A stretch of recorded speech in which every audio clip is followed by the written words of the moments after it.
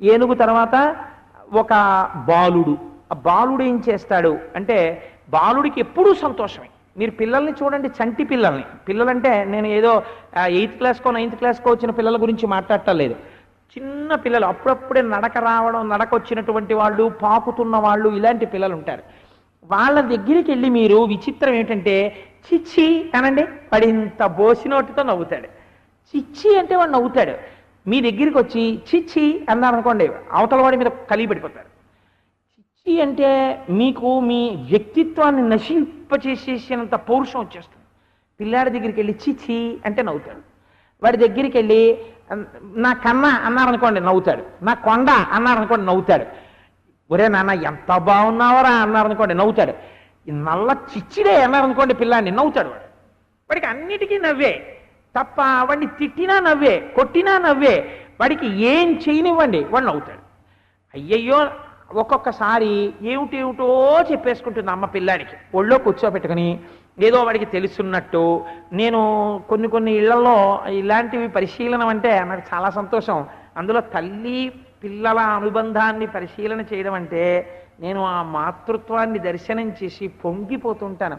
జగన్మాత ఈ మాతృత్వంలోనే ఉంది కదా అని. ఒక ఆవు దూడ దగ్గర పంది పిల్లలో కూడా ఆ మాతృత్వాన్ని చూసి నమస్కారం చేయడం అంటే నాకు ఎంత ఇష్టమో చెప్పలేను.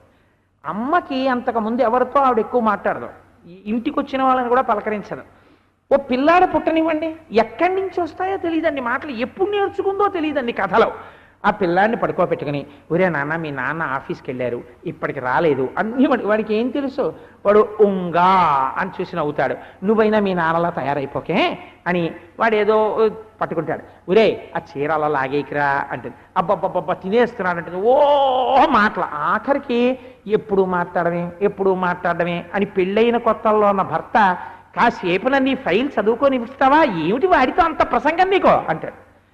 అన్ని మాట్లాడుతుంది. పసిపిల్లాడి దగ్గరికి వెళ్ళేటప్పటికి ఎంత సంతోషం వాడికి. ఇందులో ఒక్క మాట అర్థం కాదు.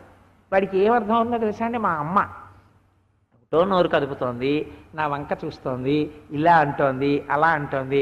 వాడికి అమ్మను చూసుకుని ఎంత పొంగో వాడు నవ్వేస్తుంటాడు.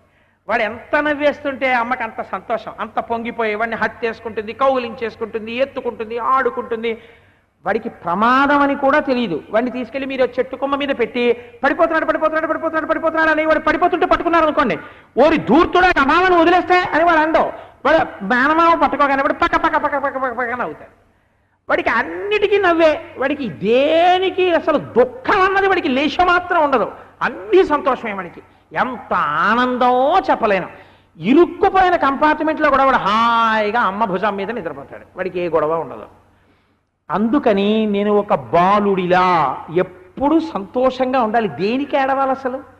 ఈశ్వరుడు ఉన్నాడు, ఆయన చూసుకుంటాడు. అమ్మ ఉంది, అమ్మ చూసుకుంటుంది. బాలుడు ఎలా ఉన్నాడు, నేను అలా ఉంటాను అని నేను బాలుడిని చూసి సంతోషంగా ఉండడం నేర్చుకున్నాను. బాలుడి